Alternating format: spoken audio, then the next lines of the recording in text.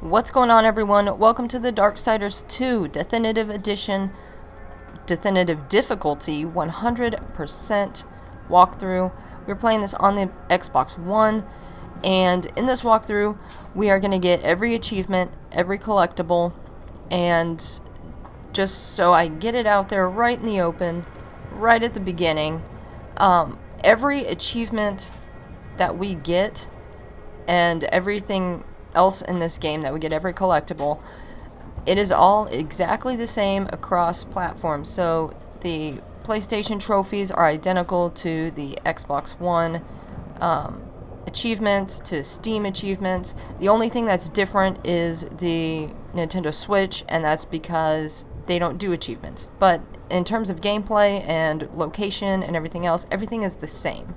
So, without further ado, there can be no life without order. Good, evil, darkness, light. There must be balance in the universe. Such is the decree of the Charred Council, an ancient body charged by the Creator to preserve the very fabric of existence. But the balance has been broken. Even now, Earth smolders in ruin, fallen to the demon lords, and the Destroyer carves a new kingdom amongst his mighty chosen. Some say the Horseman War triggered the apocalypse, that he rode to Earth unbidden and doomed all of mankind. But what of the other horsemen, fearless enforcers of the Council's will? What of fury, strife, and death? To know those names, you must first know another. Nephilim. Cursed union of angel and demon. The Nephilim had countless realms to pursue and burned them to ash. But four amongst them grew weary of the slaughter and feared their conquest would imperil the balance. And so a truce was made. The four would serve the Council in exchange for unimaginable power. Thus were the dreaded horsemen formed, and the riders' first task was to purge their own brethren from creation, to annihilate the Nephilim and destroy their souls. Let us now cast our gaze to one amongst the four, not War, who lies chained at the Council's feet, professing his innocence, but one who would save his brother above all else. He has many names: Kinslayer, Executioner, Death.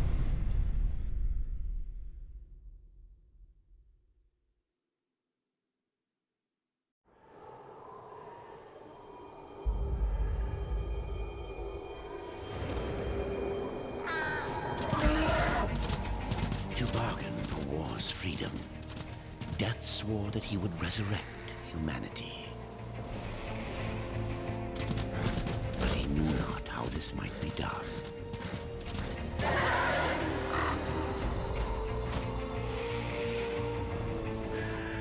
And so Death rode forth into the icy veil to find the Keeper of Secrets.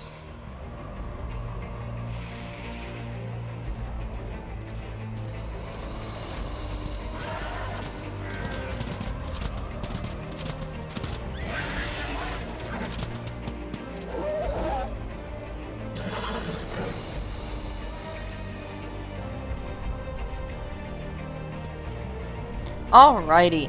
So I should have said this at the beginning as well. Because this is a 100% walkthrough, all of the cinematics and cutscenes and conversations are going to be shown as well. And to that end, I will not be speaking during those things so that you can get the full story and all of that. So, we ride forth to go start our overall mission, which is to find a way to free War. And there are considerable differences in Darksiders 2 as opposed to Darksiders 1. Some I like better, some I don't. Now, obviously, the color scheme and all of that, these are cool colors, where Darksiders 1 was more warm colors. But mostly it lies within different elements of the game. For example, War could not have done that. Death is a lot more agile. Combat is definitely different. And, whoa. Combat is definitely different. The loot system is awesome. I love that addition. Different skill trees, which is awesome again, in my opinion. And, so apparently I can't fight and talk at the same time. But loot drops, like I said, you get, where in Darksiders 1, you got souls for currency. In Darksiders 2, you get actual gold, which is called guilt. Nothing dropped. Okay, go ahead and equip that.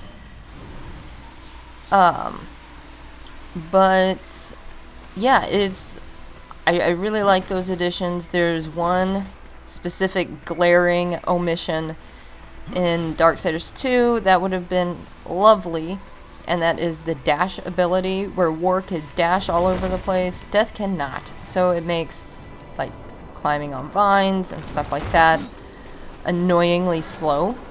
But really beyond that, I don't know that I really have any other complaints.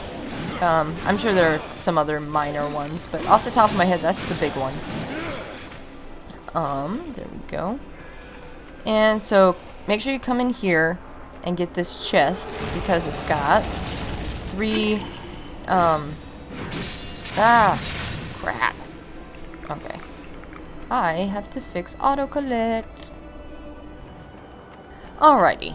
I completely forgot to set my auto-collect so that it automatically picks up my loot.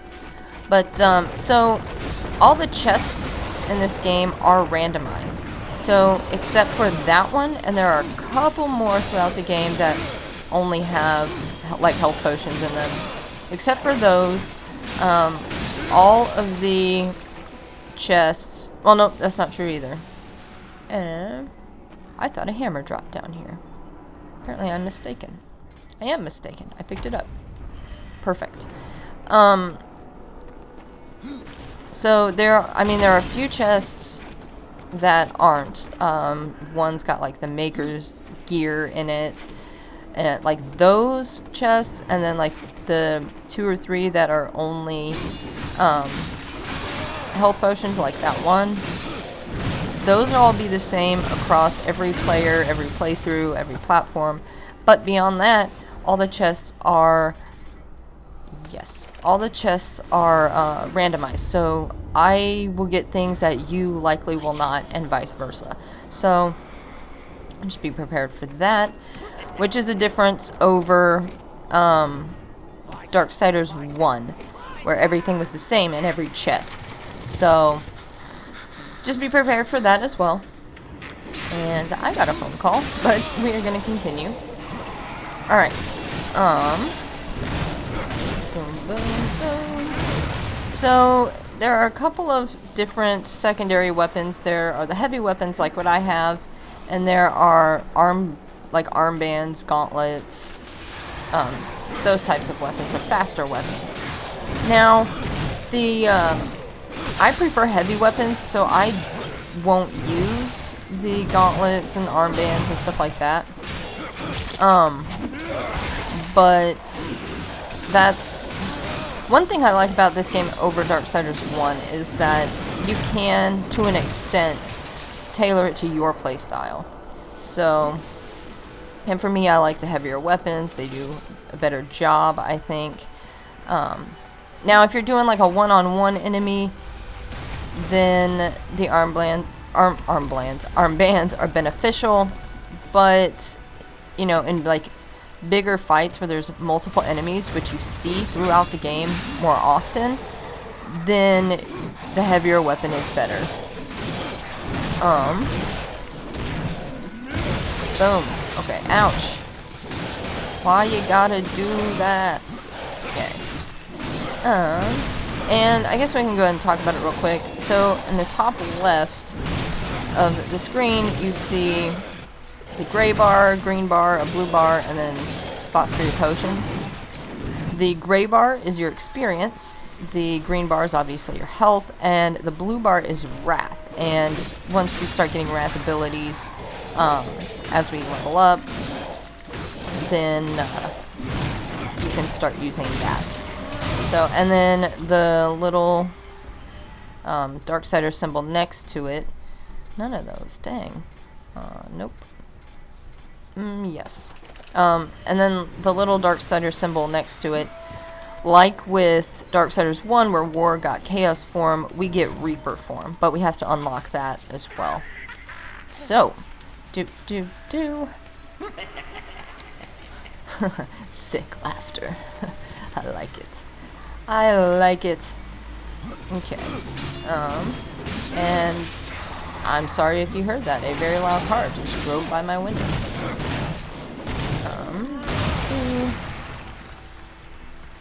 Okay. And this is what I'm talking about. Like, Death can't dash, where War could, which is weird to me, because that was such a useful thing in Darksiders 2, and as often as you do climbing and stuff, it would make more sense to have a dash option, but alas, I did not design the game. I only bought every version and copy of it, so, for everything. Alright, so this Ice Giant he's actually fairly easy, he's just scarier looking. The trick with him is to, when he tries to charge at you like that, just dash, or dodge, and stay around his feet. Ouch. And just stay around his feet. So, and then you should be okay. I'm kind of doing a bad job this time around. Usually I don't get hit once, but, yeah, that's really the trick to him, is just make sure you dodge. Ouch, I dodged the wrong way. Dang it. There we go. See, he's fairly simple, so... Or, well, he's not fairly simple. He is a simple fight. And then make sure you collect your loot. All I got was guilt. What? That's disappointing.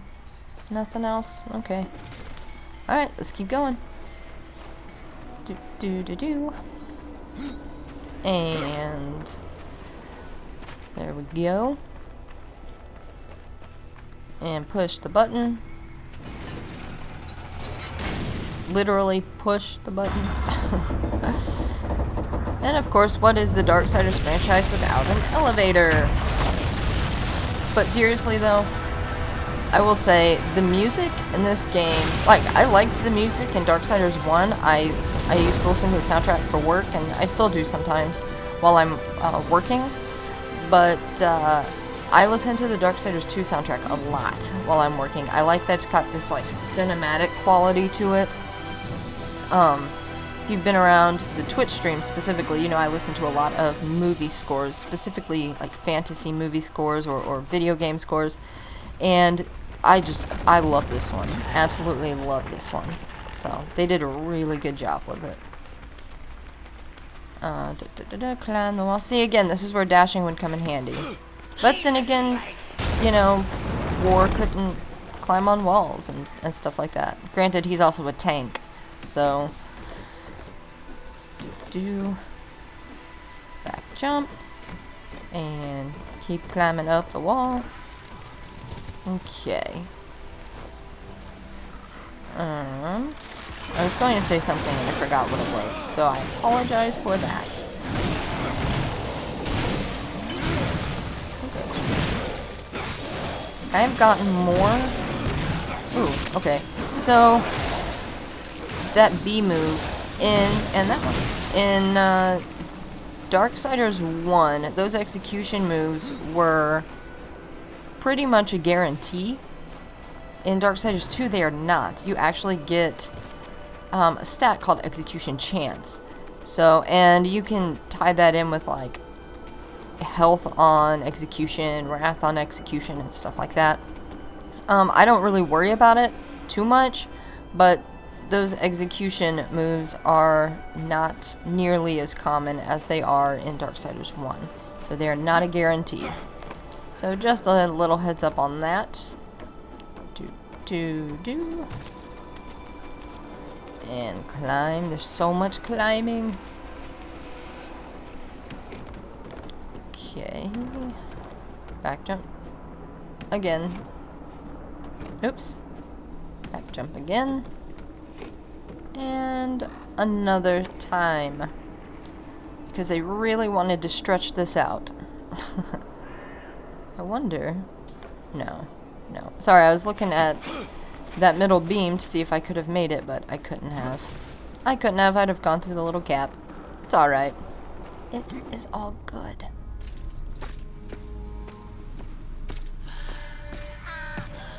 Voices. Always voices. Torment without end. Keeper of secrets, I need your help. I helped you once before, Horseman. Look at me now. How I cursed that day.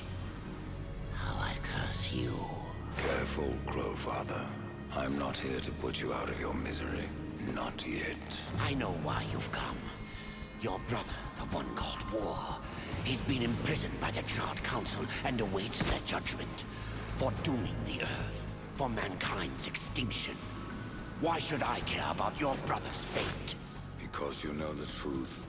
Your secrets can save him. The Council will condemn War. Strip him of power, let him rot in oblivion. To hide the truth. My secrets cannot prove his innocence, Horseman. No, but they can help me to erase the crime. Bring mankind back from extinction. Madness. If it's madness, who better to show me the way? Should a way exist, you will find it here. The Tree of Life. Let me pass. Not yet. That which you gave me, you will take it back. In exchange for its secrets, you agreed to keep the amulet. No. The voices, they curse and threaten without end. They cry to return. You must destroy it! I cannot. You annihilated their flesh. Why do you guard their souls? Open the portal. You will not pass while I live. So be it.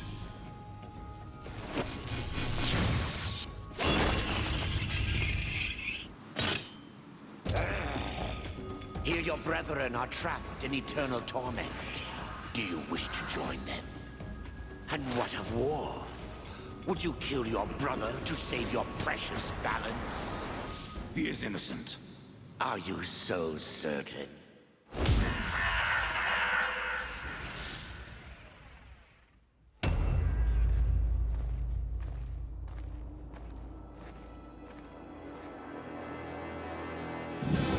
Okay, so I love this fight. I love the idea of the horsemen battling it out. But with War, you gotta be careful. Let him get close enough. There we go. So he's got that attack, which is, you know, the 3. And then he's got Blade Geyser. So you just gotta be careful. Just wail on him as you can and dodge. Those are really... I mean, that's really the only method to beating him safely. Ouch.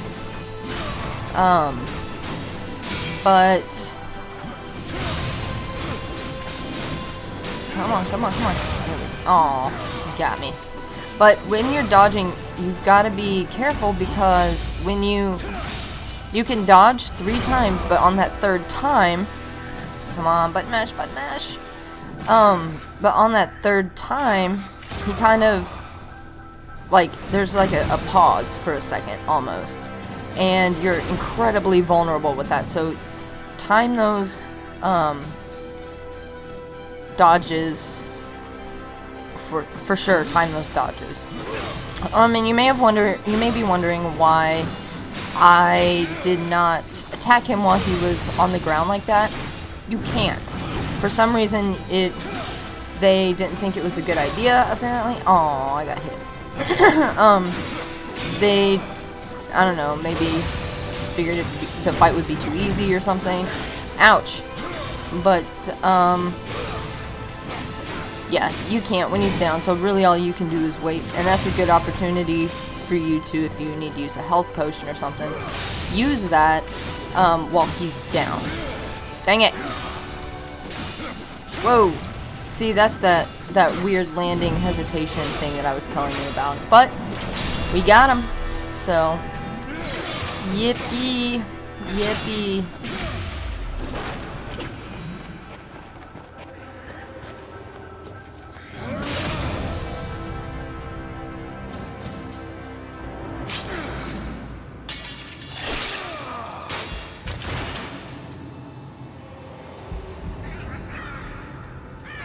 But surprise, it's just the Crowfather. We got 40 experience and 1200 gold guilt for that.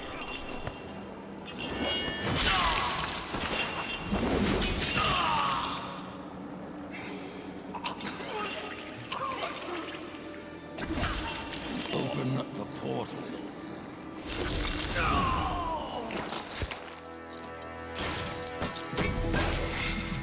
Your secrets die with you, old fool. My secrets, but not yours.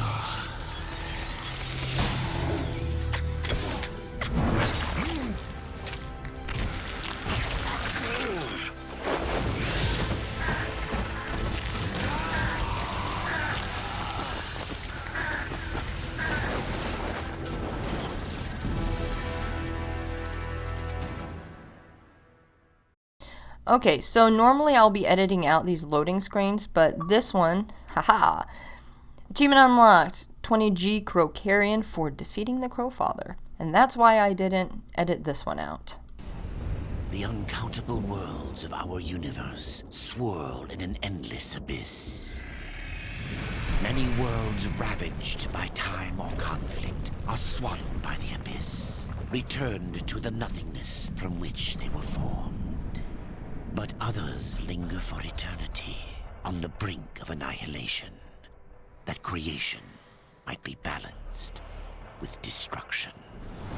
And in the final moment of battle, death was banished to one such world in the autumn of its life, yet not far from the edge of darkness. Had death been sent to his doom, that answer would be found in the horseman's future and in his past. Be still, horseman. You are wounded. Don't touch me. Your arrival here is a bad omen. Yes, it troubles me greatly. Old one, there's more trouble ahead if you don't start making sense. Where is the tree of life? Life? This world is dying, lad. Choking on chaos and corruption. We can do little to stop it. Soon, the great tree too shall perish, and with it, the last of my people. Is that not what brought you here, Pale Rider? I seek the tree. Your chaos and corruption don't concern me.